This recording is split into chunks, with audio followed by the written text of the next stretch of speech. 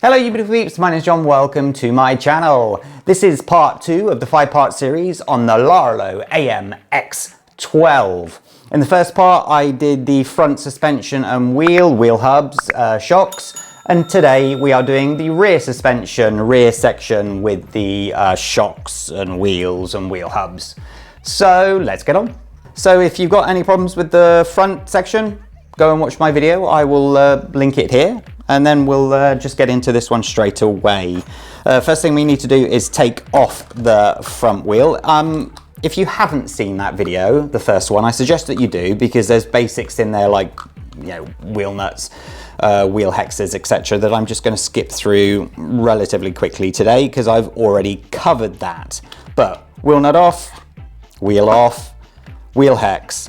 No pin here, usually there's a pin system. And on the rear of the car, you've actually got a drive shaft rather than the CVD joint that you've got at the front on this one. The drive shaft they call dog bone sometimes, so for those that get a little bit confused. What we need to do straight away is to remove this tie rod here, which you can do very easily with a pair of pliers like this. You just grab it and you twist. Like so, and as you see, that comes up and out of the way. If it pops off, it pops off. There's no problems with that at all. And straight away, you can see that that flops down and out comes the dog bone. That's what it looks like. Just get that out of the way for now. Right here, you can see that there's a small screw there. That has to come out, so I'll do that straight away.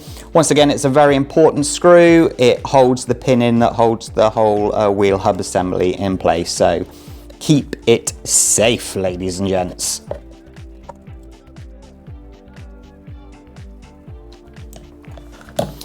That now gives us access to a pin in there. The way that you get that out is by grabbing a small tool, like for example this one, nice and pointy.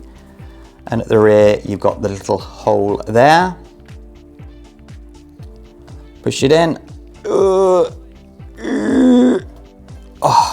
it's a little bit tougher. And as you can see, the pin is coming out the other side.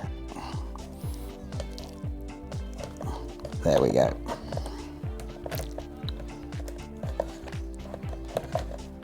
And that is the pin. Once again, keep all of these pieces safe. I try to keep everything sort of in order.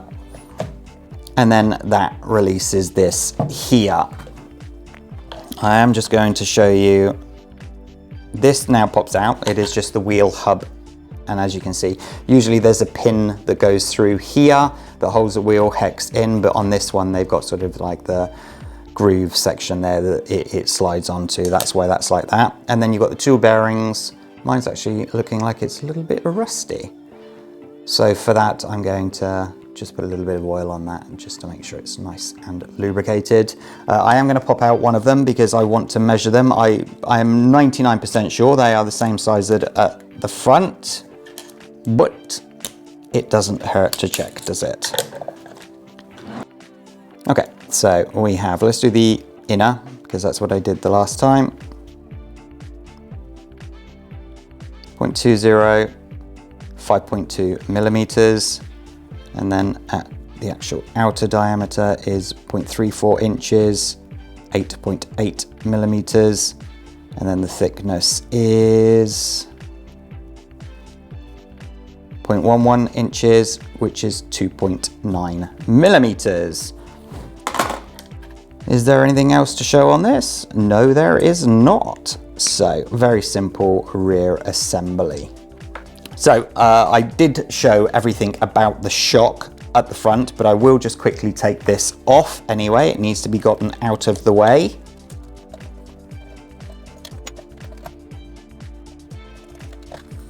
And then the one screw here.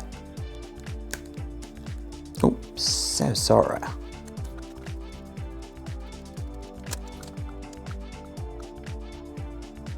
Ooh, there we go. And that is the screw for that. As I said on the first video, I've shown me taking this apart, so I don't need to do that again. Now, this is where it gets a little bit difficult. On the front, getting access to these nuts is quite easy. And I know that you're saying now to me, but it's quite easy there as well, John. Yes, it is on the left-hand side. However, on the right-hand side, all the way down here, you see how much more difficult it is. But what I will do is I will do an extra video just to show how to easily get access to this, because or else, you know, it becomes very, very difficult. So I'll show you a little sneaky way to get into that at a later date. But for now, let's just get this one off. Once again, it's just easier to remove the rear bumper. 2 screws here. That just pulls straight out. And then we have access to the nut there and the bolt there. So let's try putting it on its side, see if I can get better access. Yes. Yes.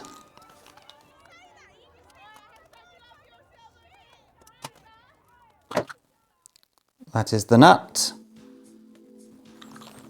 And once I pull the pin out, the swing arm will come out. What I didn't show at the front the other day, that's the pin, very long, is once this comes out, you actually have 2 of these here. You've got one there and one in the other section. If they fall out, they look like so. They can just be put straight back in, but if you've suddenly got bits like that and you're like, well, where are they from? Now you know. Getting them back in is quite difficult when you've got cold hands. There we go. So the swing arm is now not completely free, but a little bit.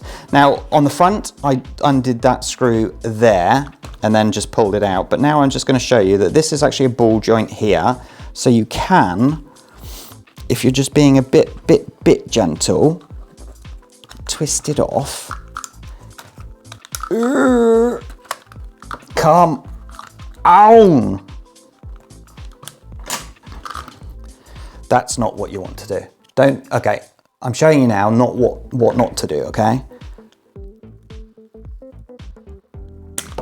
There we go. Because look what I've gone and done. What a plonker. So that I will just straighten up. I did test this at the front when I was putting it back together this morning, and it worked perfectly fine, but obviously it's a little bit tighter at the rear. So that is the swing arm. As you can tell, once again, if these bend in a crash, you can just put it in boiling water for about 2 minutes, take it out and just bend it back into shape. Works very, very well indeed. On the rear, you've obviously got the anti-roll bar here, which is what we've obviously taken off, and it's just 2 screws there to take the whole unit off. So there's no real reason for me to do that. As I said, these brackets here, I'm going to be showing you as an extra video, because sometimes this one pulls away from the differential casing and it's very hard to get into it. So basically it's a case of undo the 4 screws and you can pretty much just lift the chassis up and out the way. Rough tough, but I will explain that in more detail. The next video is going to be actually on the differentials. For some reason I was like, the differentials is video 2. It's not, it's video 3.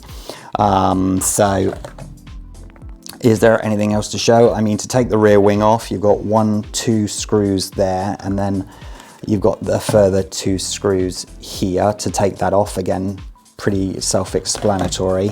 And then obviously if you just want to change the wing for whatever reason, it's broken, or you want to try a different wing, you can do that. Shock towers, I didn't mention it at the front, but it seems we've got a little bit more time today, I can show you that. Once the shocks are off, you literally undo 1, 2, 3, 4, take off the 2 tie rods either side, that's these things here, and then that whole shock tower is off. And again, on the rear of the car, these 2 screws have to come out because obviously they're holding in the rear wing, but then it's just those 2 there and the 2 tie rods either side. And again, that whole section comes off. And that is the rear suspension in all of its glory. So Next video will be differentials, so please make sure you subscribe to the channel. These videos take me quite a long time to create, so I'd love it if you could just subscribe to the channel, let me know that I'm doing a good job. Hit that like button as well, because that very much helps. And I wish you all a fantastic day. Please stay safe, take care. Bye-bye.